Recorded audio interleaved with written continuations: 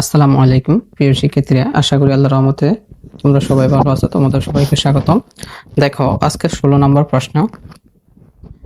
তো 16 নম্বর প্রশ্নে কি বলা আছে দেখো, বলছে প্রথম চারটি যোগসিদ্ধ সংখ্যা নির্ণয় করো। তো যোগসিদ্ধ সংখ্যাটা কি আমাদের হচ্ছে পারফেক্ট নাম্বার, হয়তোবা তোমাদের প্রশ্নে পারফেক্ট নাম্বার বলা হবে যে find the first the four perfect number, সেটা তোমাদের 4টা বলতে পারে, 5টা বলতে পারে। তো আমাদের পারফেক্ট সংখ্যা কাকে বলে সেটার জন্য আমাদের জানার জন্য আমরা একটা সূত্র আমরা জানি যে 2 টু দি পাওয়ার এই যে 2 to the power P minus 1 মৌলিক সংখ্যা হয়। তাহলে মৌলিক সংখ্যার সূত্রটাকে একটু খুব মনোযোগ দাও। মৌলিক সংখ্যার ফর্মুলাটা হচ্ছে 2 to the power P minus হচ্ছে 1, এটা হচ্ছে আমাদের প্রাইম নাম্বারের ফর্মুলা। এখন এই মৌলিক সংখ্যার সাথে একটা জিনিস খেয়াল করো, লক্ষ্য করো, এখানে যদি এই যে 2 টু দি পাওয়ার এখানে যে মানটা আছে কি আছে দেখো, এই যে 2 to the power P minus হচ্ছে 1, 2 to the power P minus 1 into bracket দিয়ে দিবা 2 to the power P minus হচ্ছে 1। এই আকারের সংখ্যাকে আমাদের বলা হয় যোগসিদ্ধ সংখ্যা বা পারফেক্ট নাম্বার। তো আমরা এখন ধরো আমাদের মৌলিক সংখ্যাগুলোকেই এবং হচ্ছে আমাদের যৌগিক সংখ্যাগুলোকে সেটা আমরা এখন নির্ণয় করব। তো শিক্ষার্থীরা এখন আমরা কয়েকটা উদাহরণের সাহায্যে আমরা তোমাদের দেখিয়ে দিচ্ছি যে এটা একটা প্রাইম নাম্বার কিনা। শিক্ষার্থীরা এখন আমরা যে একটা সংখ্যা যে মৌলিক সংখ্যা সেটা কিভাবে মৌলিক সংখ্যা হয় সেটা আমরা এখন দেখাবো এই সূত্রের আলোকে, ঠিক আছে? তো লক্ষ্য করো শিক্ষার্থীরা, লক্ষ্য করো, যদি আমরা এই যে এখানে ফি ইকুয়াল হচ্ছে আমরা 2, পি মানে হচ্ছে আমাদের প্রাইম নাম্বার, তাহলে আমাদের প্রাইম নাম্বারের ফর্মুলাটা কি দেখো তো। আমাদের প্রাইম নাম্বারের ফর্মুলাটা হচ্ছে 2 to the power P minus হচ্ছে 1। তাহলে আমরা এখানে এই যে 2টা আছে পি এর জায়গায় জাস্ট আমরা 2টা বসাবো, তার মানে এখানে 2, তারপরে পি এর জায়গায় লিখবো 2, এরপর হচ্ছে মাইনাস 1। তো এখন লক্ষ্য করো 2 স্কোয়ার মানে হচ্ছে আমাদের 4 মাইনাস হচ্ছে 1, তাহলে এখানে লক্ষ্য করো এখানে আসবে আমাদের 3।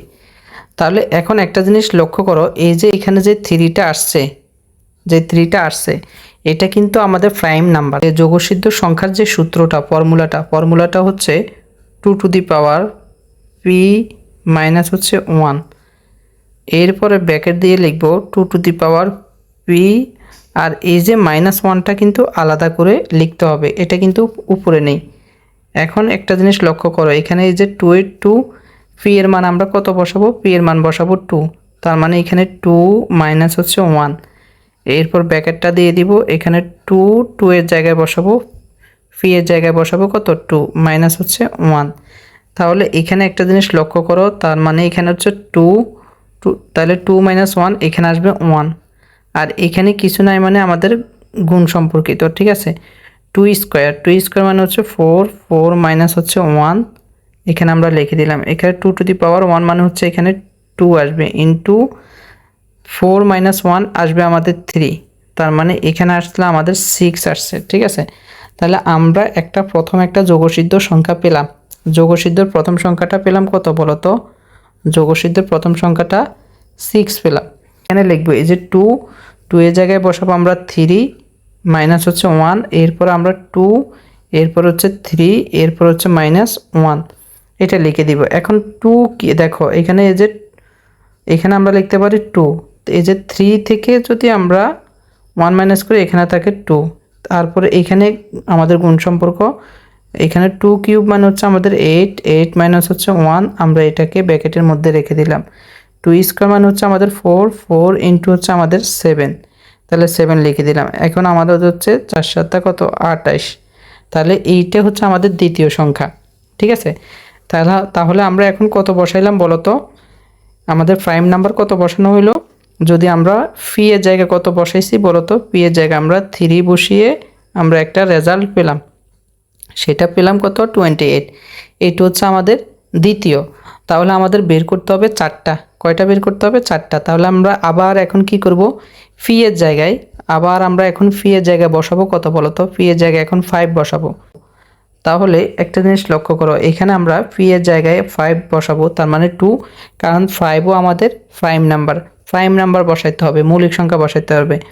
এরপরে দেখো আমি এখানে বসাবো কত 5 মাইনাস হচ্ছে 1, এরপরে এখানে 2 টু দি পাওয়ার এখানে 5, এখানে হচ্ছে -1, আমরা সেম আগের মতো বসিয়ে দিলাম। এরপর এখানে লিখতে পারি 2 টু দি পাওয়ার, এখন 5 - 1 এখানে আসবে 4 ইন্টু এখানে 2 টু দি পাওয়ার 5 মানে হচ্ছে আমাদের কত বলো তো 32 মাইনাস হচ্ছে আমাদের 1, তার মানে 2 to the power 4, 2 to the পাওয়ার 4 এর মান আসবে আমাদের কত বলো তো 2 টু দি পাওয়ার 4 এর মান আসবে আমাদের 16, তাহলে 16 ইন্টু 32 মাইনাস 1 আসবে আমাদের 31। তো আমরা 16 ইন্টু 31 যখন আমরা মাল্টিপ্লাই করব, গুণ করলে আমাদের রেজাল্ট আসবে 496। তাহলে এই যে এটা হচ্ছে আমাদের তৃতীয়, কয়টা বের করলাম অলরেডি আমরা 3টা সংখ্যা বের করে নিলাম। ঠিক আছে, আমরা চতুর্থ সংখ্যাটা সেম আগের মতো বের করব। চতুর্থ সংখ্যা এখানে আমরা ফি এর জায়গায় আমরা এখন কত 7 বসাবো, কারণ আমাদের পরবর্তী সংখ্যা পরবর্তী প্রাইম নাম্বার কিন্তু 7।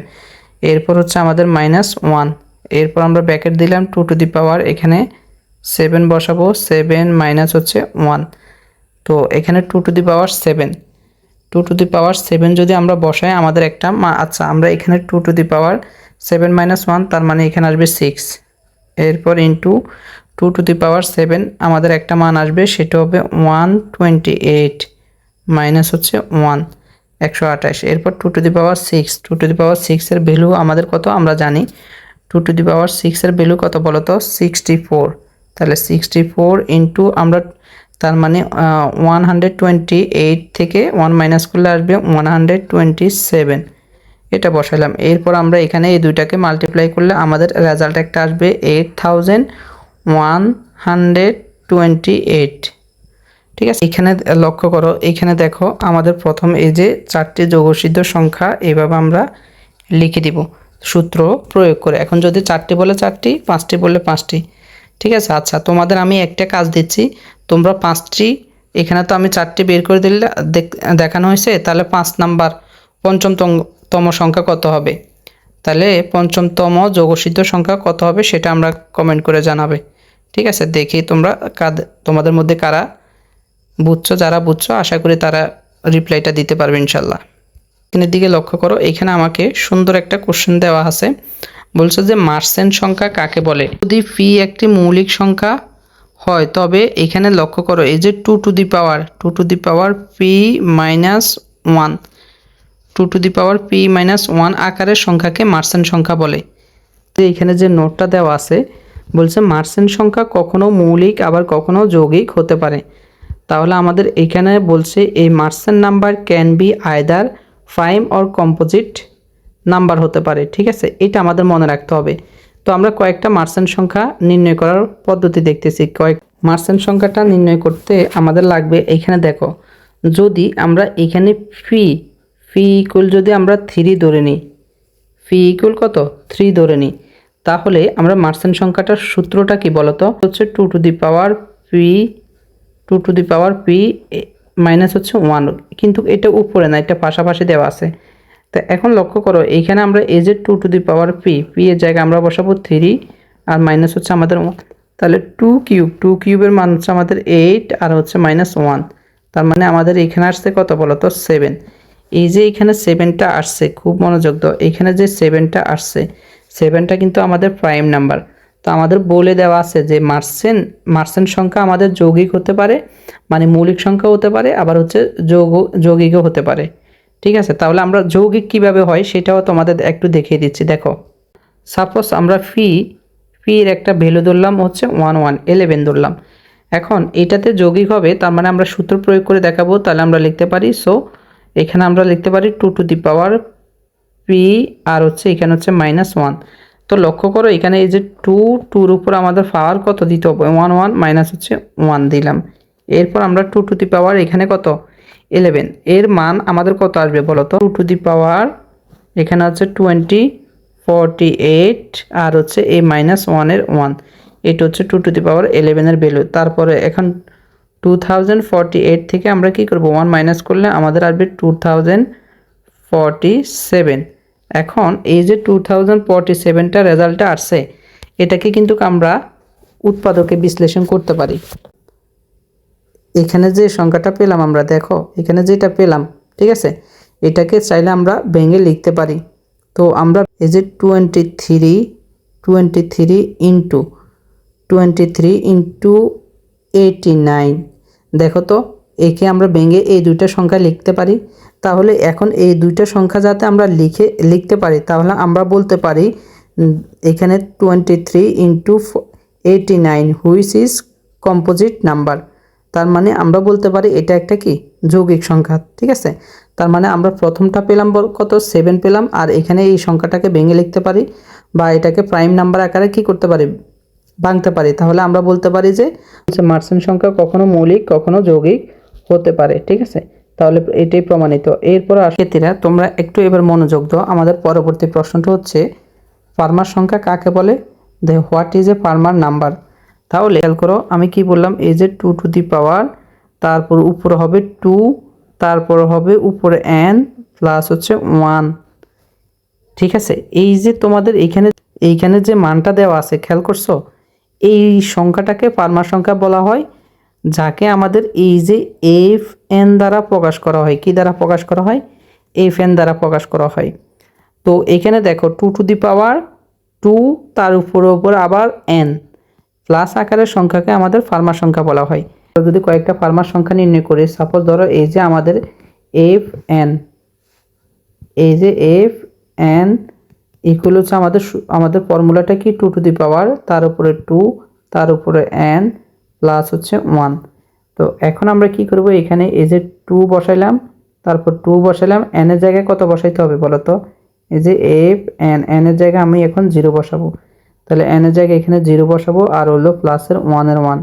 এখন এবার লক্ষ্য করো এখানে হচ্ছে 2, তাহলে কোনো কিছুর উপর আমাদের কি আছে দেখো তো, এই যে এইখানকার এটার আমাদের কত হলো, কোনো কিছুর উপর 0 থাকা তার মান হচ্ছে কত 1। সেই 1টা আবার এখানে চলে আসবে, ঠিক আছে। সেই 1টা কোথায়, এই যে এইখানে আমরা লিখে দিলাম। এরপর হচ্ছে আমাদের প্লাস হচ্ছে এই 1। এখন 2 টু দি পাওয়ার 1 মানে হচ্ছে 2, আর প্লাস হচ্ছে 1। এরপর আমাদের ক্যালকুলেশন করলে আসবে কত বলো তো, 3 চলে আসছে। তাহলে আমরা যখন 0 বসাবো ফার্মার সংখ্যায়, তখন আমাদের প্রথম সংখ্যা হবে 3, প্রথম সংখ্যা হবে 3।